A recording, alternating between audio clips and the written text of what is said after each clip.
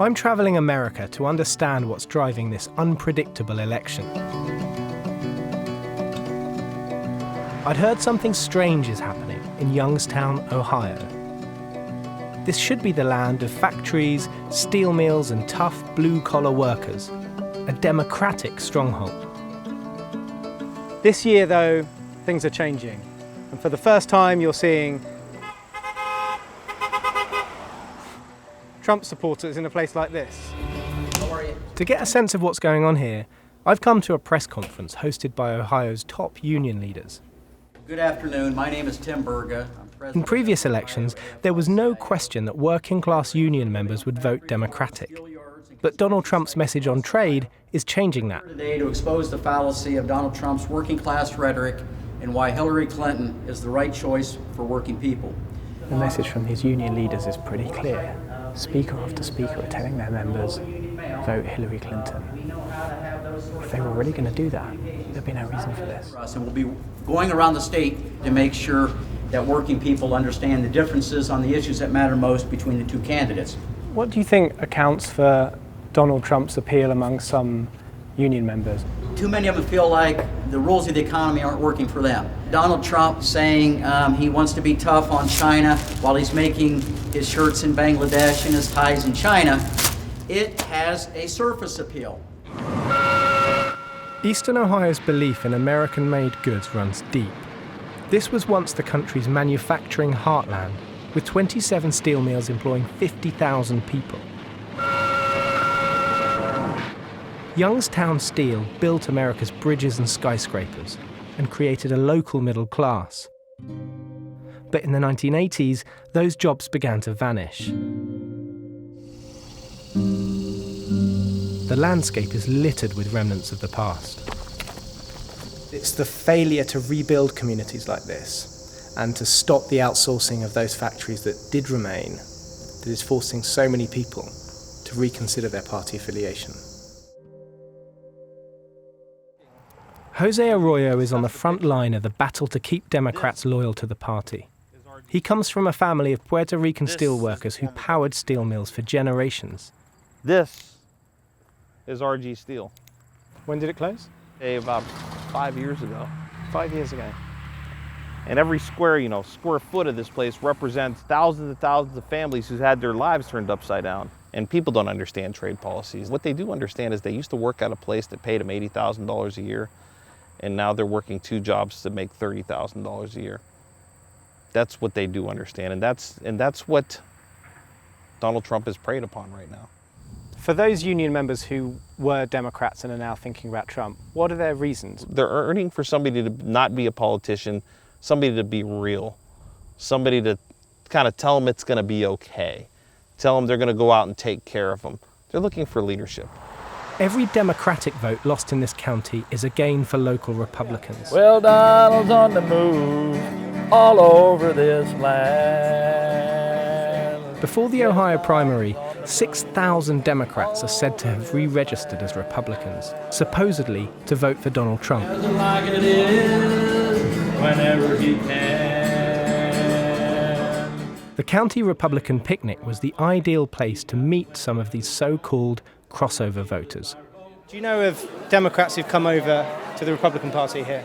I'm one of them. Yeah, I've been a Democrat all my life. I ran for office, I ran for sheriff in this town as a Democrat. My wife's been a Democrat all of her life, actually my whole family. So let's put him in the White House and next time we vote. I always voted Democrat because it's always been you just vote the D, you vote the Democrat. If you keep putting the same people in the same job and expect a different outcome, it's not going to happen. Yes, he tells it like it is when he can.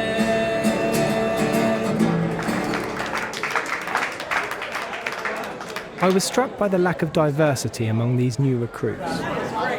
It's something I decided to put to Donald Trump's local campaign chair. Most of the people who are, what they say, crossing over, supporting Mr. Trump, are older. I think they're over 60 for the most part. Any African Americans? Well, that's a smaller percentage of our population, and I don't think that many. I'm sure there were some, but I don't know if they were voting. I mean, I'm talking about voters. What's your response to people who say that there is a just below the surface level of racism in America, and Donald Trump's candidacy has enabled that to just slip above the surface. I don't think there was any racism until Obama got elected. That we never had problems like this. You know, I'm in the real estate industry. There's none.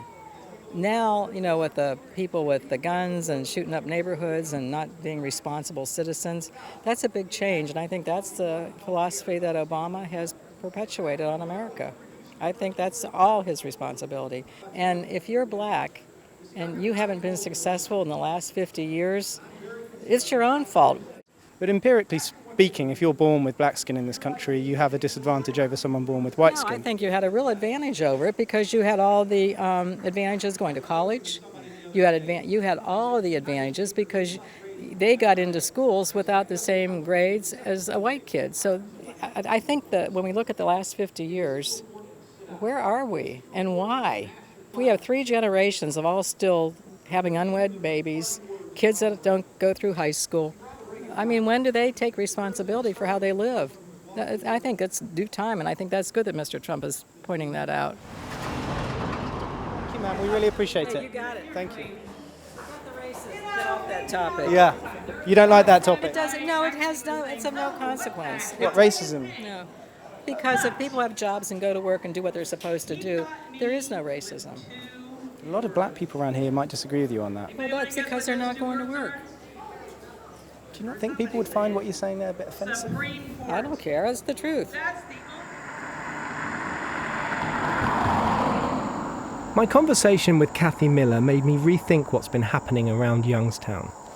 These Democrats switching to Republicans are not only working class, they're white. Look at this. Hot to be out here, isn't it? It's a little hot. It's a little hot.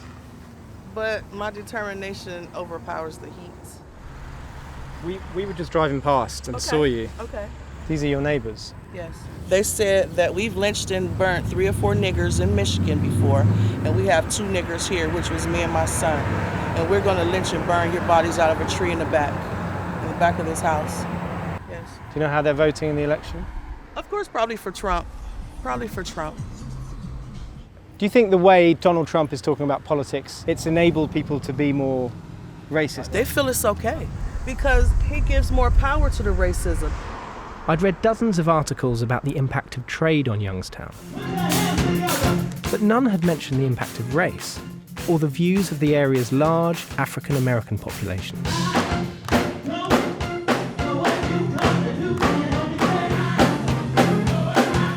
Youngstown isn't a place people normally come to explore questions of race. But it turns out there are almost as many African Americans in the city as whites. Ladies and gentlemen, I wanted to find out whether Youngstown's black voters feel the same about Trump and his promise to reverse economic decline. Jalada Aslam was born and raised in Youngstown. She's a Democrat, a union official, and a former social worker. Hey. And she's invited me to a church picnic to talk politics. Guess what? I ain't voting for Trump. That's for sure. You can hook me on that. When he started the birther and wanted Obama's transcripts from college, I was done with him then. There is nothing he could do or say to change my mind. Nothing. I have to amen that.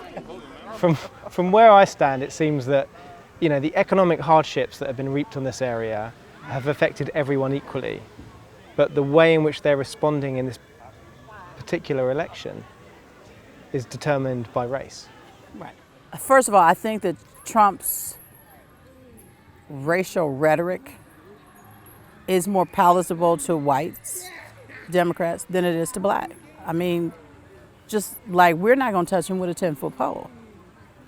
You know, if you say these things about Mexicans and you say these things about Muslims and you say these things about, you know, even his so-called appeal to us is like, well, what the hell do you have to lose?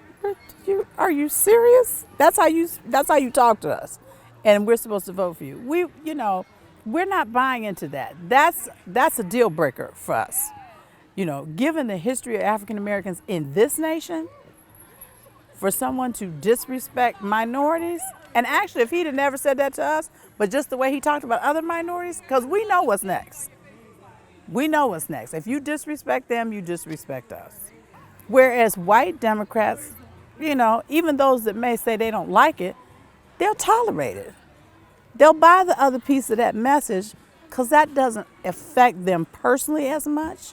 And so they're like, well, okay, maybe he says some real bad things, but I don't think he's racist. They start making excuses for him. And the bottom line is if somebody tells you who they are, you should believe them. My visit here has shown me how the political loyalties of America's working class are being tested in this election. But in a place like Youngstown, class still doesn't cut as deep as race. I couldn't stop thinking about the woman I'd met beside the road. Hey. Yes, I'm still out here. Same sign. Can I talk to you? How are you doing, sir? I'm doing good. I talked to her earlier. Yep, sure What did you say to her? She has a good point. What does it make you feel like that people like this are enduring racism? Makes me feel sad. And you're going to ask me who I'm going to vote for? I'm not sure. Trump. If he votes for Donald Trump, are you still going to be friends? Yeah, I'ma still play. I'ma still mess with him. Yeah, I'ma still say, hey, Mr. Mike. I still will. Because it's his opinion. It's his right. This election may be dividing people, but sometimes friendship trumps politics. Donald Trump's rise to political prominence has been accompanied by a culture of fear. What the hell is going on? We're going to build a wall. Global jihad. And now it seems that he's brought much of the Republican Party with him. If our enemies had their way, every person on earth would be subject to conversion by the sword.